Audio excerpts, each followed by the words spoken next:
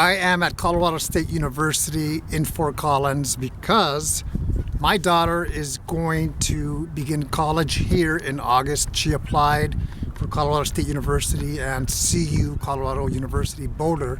She chose this one. We're here. That's what I'm going to talk about today. I have a lot of notes here, and I'm going to begin by saying that my wife and I have worked hard to give her the college experience that neither she had nor I had as far as the traditional college experience. I did when I was 18, but I wasn't guided correctly, so that didn't last long, and I was academically disqualified from a university in Los Angeles, and that's why I joined the Air Force, to get some discipline. Tuition here, it's about $8,500 for the year for 2 full semesters, which is not bad. However, freshmen are required to live in the dorms. That's an additional $11,000 right there. So it starts to add up real quick. Out the door for 1 year is about $24,000.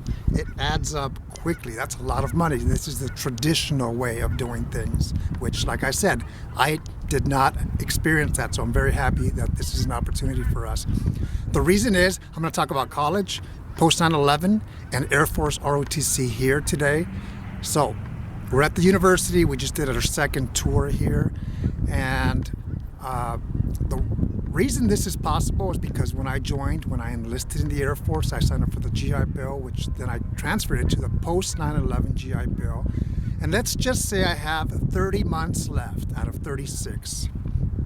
If you go to school 9 months out of the year times 4, that is 28 months. And let's say I have 30 months. Let's say all of the college is covered.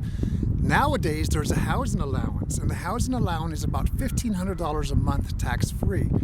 So I calculated the expenses of housing, the dorm, and the meal plan. It's about $11,000 and change. What I'm going to do is that housing allowance is going to cover that, and I'm going to start to save anything that's left over. My daughter will get an allowance per month, so anything left over is going to cover any expenses at the end of her school, if there are expenses where we have to come out of pocket. My goal is for her to graduate in 4 years and not have any student loans, not one single cent.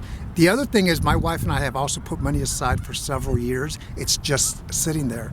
So what we're going to do is, now I have the point of contact for the VA benefits at this school. I'm going to send him or her an email and say, how do we get this started? How can you help us? What's the process? Answer any questions that we may have. So we're going to use that resource there. The next thing is ROTC, which I'm supposed to be in the ROTC briefing right now, but they got lost and are not going to make it. Here's the thing, my daughter's grade point average is 3.5. The curveball is on the ACT, she scored below a 26. Technically, she doesn't qualify for a scholarship, which is not a good thing, but luckily we have the college expenses covered.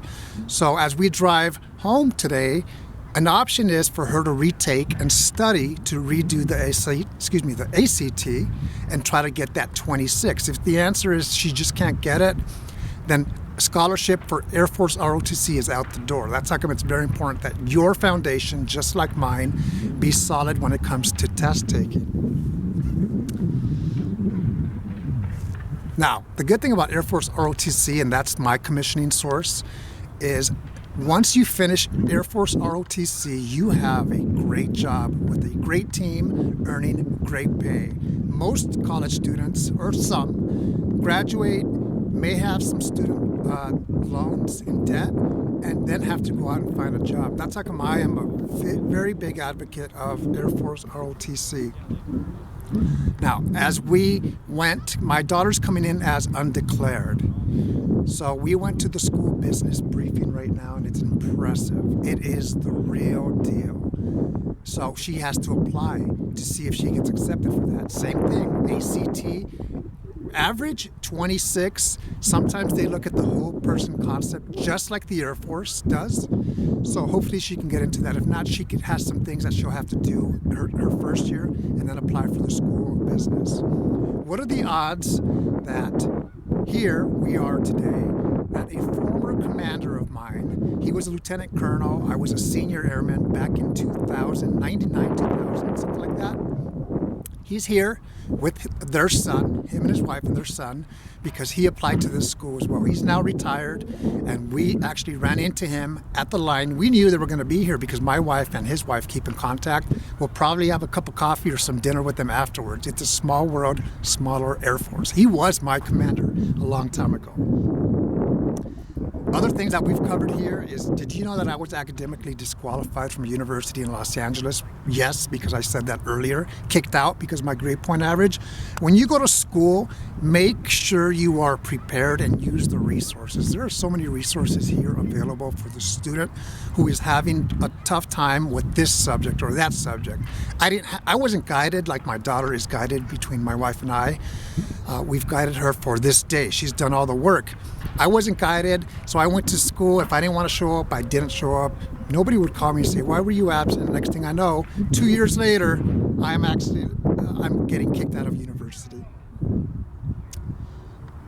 So, another opportunity, I'll end it with this, is studying abroad. My daughter speaks Spanish fluently, and she's always talked about going to Spain for a semester. Maybe that's an option. It may be kind of pricey, but this school, just like so many other schools out there, have many great programs. All we have to do is go out there, knock on doors and say, what can you do for me?